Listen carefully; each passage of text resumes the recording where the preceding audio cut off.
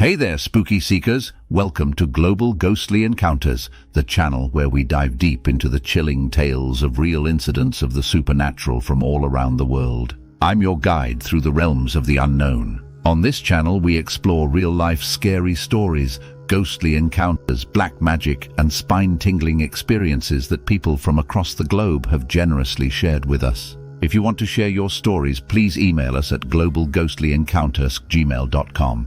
Check more details in the description below. Let's get started with today's story sent by KJ from Australia about supermarket horror. It's late, past midnight. Rain lashes against the supermarket windows, the fluorescent lights casting an eerie glow on the empty aisles. Sarah, a tired-eyed college student, is on a budget-fueled quest for discounted cereal. The shelves are mostly barren, remnants of the day's frenzy clinging like dust.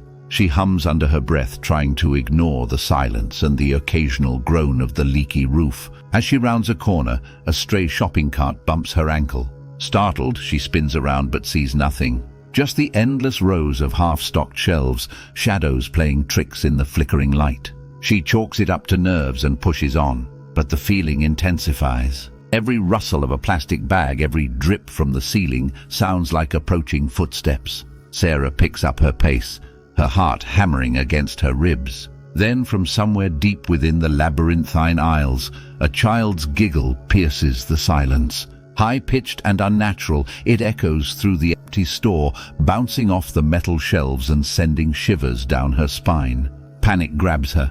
No child should be here, not at this hour. She calls out, her voice choked with fear, but receives only the mocking echo. The giggling fades, but the silence that follows is even more terrifying. Now Sarah isn't just alone, she's being hunted. Desperate, she sprints, blindly throwing herself down aisles, knocking over displays, the metallic clang adding to the cacophony of her fear. Just as she hits a dead end, the air shifts. A cold gust blows down the aisle, carrying with it the unmistakable scent of stale candy and damp floorboards. A small dark shape detaches itself from the shadows, coalescing into a figure. It's a little girl, her clothes ragged and dusty, her eyes gleaming with an unnatural light. Her smile is stretched too wide, revealing rows of tiny pointed teeth. The giggling erupts again, this time right beside Sarah, its melody now infused with malice.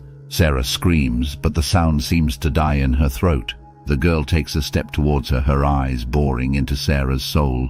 In that moment, Sarah knows there's no escape. This supermarket, once a familiar haven of late-night snacks, has become a twisted reflection of her own worst nightmare. But here's the twist. The shelves surrounding them begin to glow, not with the harsh fluorescent light, but with a soft, ethereal luminescence. Sarah glimpses faded labels on the dusty boxes, each one bearing a name instead of a product. Names of missing children, their faces staring out from beneath layers of grime. The little girl turns, her eyes widening in surprise. Her laughter falters, replaced by a whimper. Sarah sees not a monster but a lost soul trapped within the supermarket's labyrinth. The supermarket's power shifts. Sarah feels a surge of determination, a connection to the lost children trapped within its walls. She reaches out to the little girl, offering a hesitant hand. The girl's whimper, a thin, reedy cry in the vast emptiness, twisted the knife of fear deeper into Sarah's gut. Panic, acrid and bitter, flooded her senses. The shelves, aglow with the spectral names, now pressed in on her, not offering sanctuary but looming like silent cages. The fluorescent lights flickered ominously, casting monstrous shadows that danced on the dusty boxes. The girl stepped closer, her spectral form shimmering like a heat mirage. Her eyes, once filled with predatory hunger, now flickered with a flicker of desperation. Sarah saw her own fear reflected in those bottomless orbs, a shared terror trapped within these fluorescent-lit walls. But the sight of fear in the girl's eyes only fueled Sarah's own. Her scream, trapped in her throat for so long, erupted in a raw, defiant roar. She lunged, not at the girl, but at the nearest shelf. Grasping a fallen can of beans, she hurled it with all her might at the flickering fluorescent bulb above. The glass shattered in a shower of sparks, plunging the aisle into darkness. With a shriek that echoed through the labyrinthine aisles, the girl recoiled. The ethereal glow from the shelves vanished, leaving them both shrouded in cold, suffocating darkness. Sarah stumbled back, adrenaline thrumming through her veins. In the oppressive blackness, she felt a tremor, the building itself shaking. Dust rained down from the ceiling and something heavy groaned above. The leaky roof, weakened by neglect and fear, had finally given way. Panic clawed at Sarah again, but this time it was different. It was the panic of movement, of escape. No longer a lost lamb at the mercy of shadows, she was a cornered animal ready to fight for her life. The supermarket groaned around them, shadows twisting and swirling in the moonlight that began to filter through the shattered roof. Sarah scrambled towards the wall, following the faint outline of an emergency exit she'd glimpsed earlier. Her fingers grazed the metal door, cold and slick with condensation. With a final push, fueled by sheer primal fear, Sarah flung the door open and stumbled out into the rain-soaked night.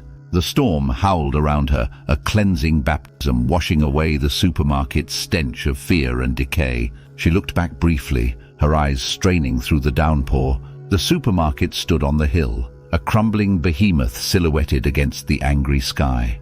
The roof lay open, gaping like a wound, and for a fleeting moment Sarah thought she saw a pale figure standing among the ruins, watching her leave. Then, with a groan and a shudder, the building finally gave way, collapsing in on itself with a roar that swallowed the night. Sarah didn't stop running until she reached the safety of her dorm, its familiar lights and smells a beacon of normalcy in the storm. She never returned to the supermarket, not even after it was rebuilt. The memory of that night, the whispers of fear, the chilling touch of the unknown, lingered like a phantom limb.